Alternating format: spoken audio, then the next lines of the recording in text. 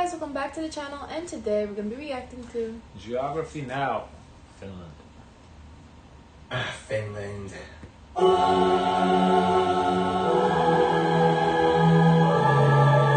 Okay, so he's been there. Let's talk about this place that I totally have no preconceived biases towards. He likes it. Seems like it. It's time to learn geography now!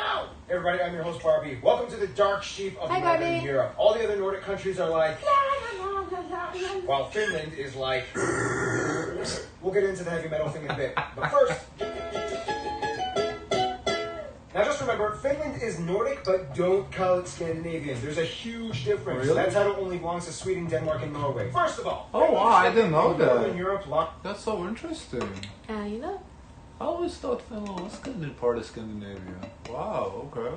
lying on the Gulf of Finland and the Gulf of Bothnia, east of all that Scandinavian stuff. To the west, they border Sweden on the Torne River, or the Tornionjoki, until it reaches the tri-point border with Norway at the three-country Cairnstone. And to the east, they border big old Russia with another tri-point border with Norway that looks like this. The country is divided into 19 regions, or maakunta, with the autonomous region that we'll talk about a little bit later, and the capital of Helsinki, located in the south on the Gulf of Finland, which is also the second most northern capital in the world after Reykjavik, Iceland. The country also owns about 180,000 islands, the highest concentration of which found in the Baltic off the coast in the Åland archipelago. Keep in mind, parts of Finland also lie within the Arctic Circle. That's how far up north they are. And the three busiest airports are Helsinki, Oulu, and Rovaniemi. Now, my favorite part, territorial anomalies! First of all, with Russia, there are too many split islands and penne enclaves. The islands of Aikaniemi and Sursari, Tarasinsari Islands and lakes, the island in the Koitajoki River. Seriously, just play around with Google Earth and see how many you can find. Finally, we get to Sweden, and things get interesting. Most of the borders with Sweden run along rivers that eventually flow into the Torne River, and then we get a strange golf course that is split between the two countries in the town of Tornio and Sweden. Okay, that's interesting. Market Island, right next to Åland in the Gulf of Bothnia, which has an inverted S-shaped border. It had to do with the lighthouse that was built belonging to Finland, but then Sweden was like, hey, it's too close to our side of the island.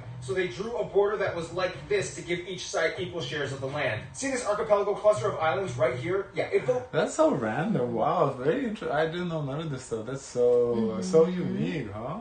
belongs to Finland, even though most of the people here speak Swedish. Åland is Finland's strange little administrative anomaly. Long story short, it used to belong to Sweden, but then the Russians took over it in addition to Finland. Then after the Russian Revolution, Finland became free, and then the UN decided Åland should belong to Finland with autonomy. But then the Soviets started attacking again, and then Finland was like, nope, and then fought back relentlessly, defending themselves and Åland, and Sweden just kind of sat there and didn't really do much for Åland as they decided to stay neutral. Finland defending Åland was kind of like the turning point. Now it's kind of like, Åland, come back to me! Look, Sweden, we had some great times, but you kind of really didn't do much for me when things got crazy. I mean, Finland defended me, okay? And he treats me well, okay? His tax incentives are great. It's time to move on.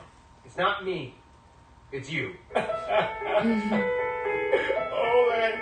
Also, Finland kind of threatened that if Åland was ceded back to Sweden, they would demand the Tornio Valley. Now, before the whole Soviet... Demand what? The Tornio Valley. Oh, I guess that's another place.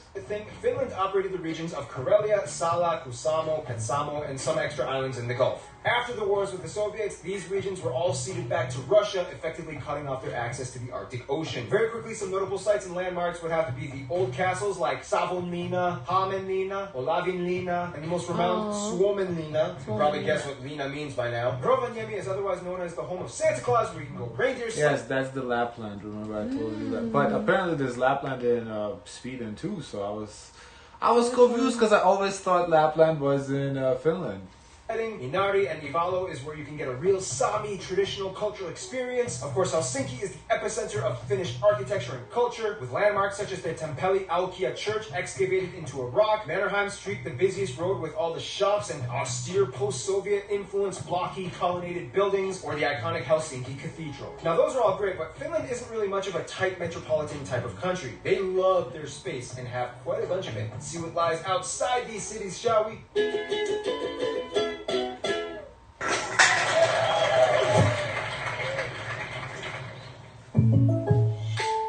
Now, if you want me to make this simple, some would argue that Finland is the best winter wonderland in the world. I mean, Canada's cool, but they have too many bears, and Iceland is too explodey, and Russia is too cold. Seriously though, the land is generally flat except in the north by the border with Norway, in which the highest mountain can be found, Mount Halti, although the peak is in Norway. However, in 2017, Norway plans to give Finland the peak for their 100th anniversary of independence from the Soviets. Finland is just one... Guys, so did y'all get the peak? Because I guess this was Wow. before the 2017, so... Yes, 2016. Wow. So, did y'all get the peak? Let us know. Crisp and refreshing, usually ranking in the top 3 countries in the world with the cleanest air quality. This is partially because Finland is almost 80% covered in forest, one of the highest concentrations per square kilometer in the world, only behind countries like Gabon and Suriname. This makes Finland the largest producer of wood in the EU and one of the top in the world. Not only that, but Finland has about 188,000 lakes, most heavily concentrated in lakeland, and in addition to lakes, about 10% of the country is comprised of all water bodies like rivers, ponds, and streams. When mixed with the land, this makes about 1/3 of the country home to swamps and bogs, making it the highest wetland proportion country in Europe and disputably the world. Yeah, maybe. But our floods are crazier. Fittingly, the name for swamp in Finnish is suo, and the word for Finland is suomi. I mean, technically they also have like 9 other words for swamp, like rame, neva, leto, luhta, laiteko, apa, paisa, janka, and quirky. And they love these swamps. One Finnish pastime is jumping in the mud, sometimes naked, and either playing soccer or wrestling. The landscape of Finland is shaped that way because imagine what happens when you crush something under a heavy glacier for a really long time, and then after the glacier melts, you're left with pockety erosion and mineral residue all over. Not only that, but Finland is experiencing a post-glacial rebound in which the land is steadily rising along the coast of the Gulf of Bothnia. Every year, Finland gains about 7 square kilometers and is technically rising out of the sea. The longest river is the Kemijoki. So what happened to global warming? Yeah. That's a very different phenomenon than like here down south, where the water level is rising. Seems the water level is lowering there. If I understand it correctly, that's interesting. Through Lapland and reaches the Gulf of Bothnia. And the largest lake, as well as the 4th largest in Europe, Lake Sámi, is located in the southeast. Because Finland is so far north, they are known for being the land of the midnight sun, as during summer you can literally see the sun for 24 hours a day in the northern parts by the Arctic Circle. And of course in the winter times there's hardly any sunlight at all, but if you're lucky you can witness an aurora borealis, especially in the northern parts. Oh, by the way, the national animals are the whooper swan and the brown bear. Finnish agriculture is of course very standard for northern European countries, lots of rye, wheat, turnips, potatoes, and of course fishing is huge out here. However, due to the abundance of lakes and rivers, Finns prefer their own domestic freshwater fish like perch, zander, and miuku as opposed to the sea fish. Speaking of which, coming to Finland, chances are you will eventually try reindeer meat in some shape or form, whether in stew or grilled. In Lapland, you might even find bear on the menu. You can try nami, a pudding made of rye, and of course every Finn will make every visitor try the strong, salty It's interesting. Bear. I've heard of bear being eaten in Lithuania too. I heard it, but I think it was like illegal.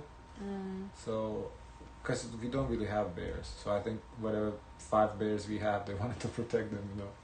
Salmiakki. They love salmiakki so much that they made it into an ice cream, and it's so good, and I'm so mad they don't sell it in my hometown. Oh yeah, in the wintertime they built ice hotels, and there's like this cool waterfall in the Paratisi Kuru area in the Uru Kekkonen National Park. Okay, let's talk about Finnish people.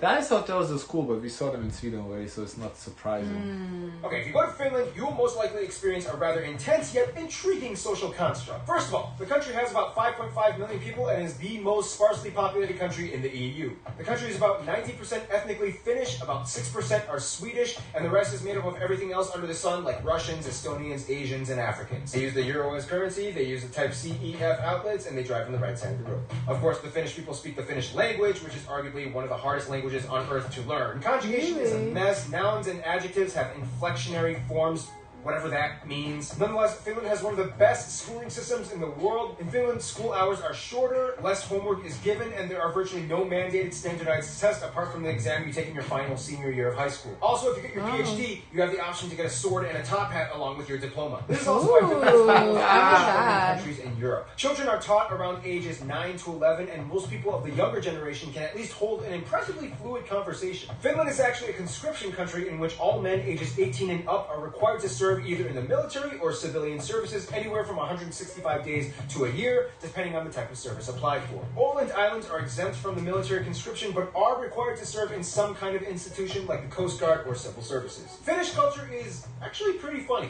Yeah, I know that about Finland because the border with Russia, they gotta stay strong because you never know what might happen.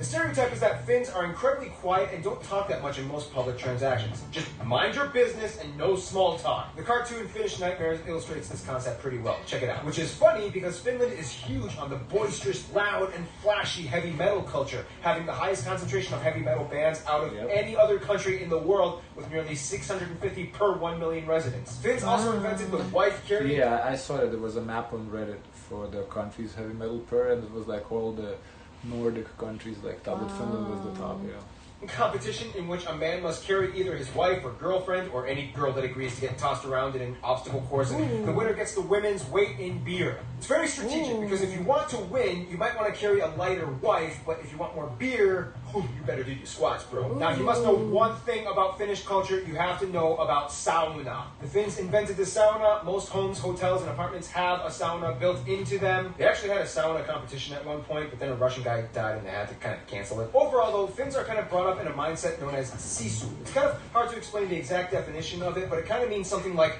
guts or determination and never giving up, which really helped them along the fight with the Soviets. Sisu is to Finland what Jantaloen is to Denmark. There are so many other things I wish we could talk about, but we're running out of time. But we do have time. Angry Birds and Nokia, right? I saw there. Denmark. There are so many... Yeah, Linux, Nokia, Angry Birds, the rest I don't really know what that is. Other things I wish we could talk about, but we're running out of time. But we do have time for Frank time! Historically, Finland was kind of always a little lonely. I mean, few, if any, trading routes ever went through this area. Even the Mongols were like, we're good, carry on. Nonetheless, over time, Finland did develop relations, and to this day is one of the most diplomatically outreached countries in the world. I mean, the Finnish passport is the #1 ranked and most sought after, as it has the highest number of visa-free countries applied to it. First of all, Finland generally gets along with other Nordic countries. However, they have the biggest frenemy relationship with Sweden. They'll trade and share a beer or two, but when hockey season comes, the bloodbath begins. When it comes to Russia, Finland kind of has to be their friend because Russia has the longest border with them and business is important. Nonetheless, Russia is kind of seen as like the next door neighbor that you once got into an argument with, but then you kind of fix things up, but then you kind of really didn't get over it, and then you have to see them every other day in the morning as you go to work. Germans are always welcome in Finland, and Hungarians are like the long-lost distant cousins that they just discovered and are trying to build a relationship with. Their best friends, though, might be Estonia and Norway. Everybody loves Norway. It's like the Cameroon of Europe. Norway has never had any controversy with Finland, and with the recent mountain gift proposal, relations are only strengthened. Estonia is like the nagging little sister that tries to imitate her bigger brother. I mean, they both even have the same national anthems, but in the end, they are family. Really? I didn't know that. That's interesting. I guess maybe the same melody, just different language. That's interesting. I didn't know that. Okay. And Finland always loves her. In conclusion, Finland really is a winter wonderland with quiet people that transform into metal monsters after a pint of long drink, topping their days off, baking themselves in human ovens for fun. And with that, we finish the Finnish episode. You waited for that for over 10 minutes. Stay tuned. Okay, that was good. That was good. One of his jokes. That was good. Guys, of course, let us know your thoughts. Don't forget to like, comment, and subscribe. Join the Discord, and as always, share as much kindness as possible.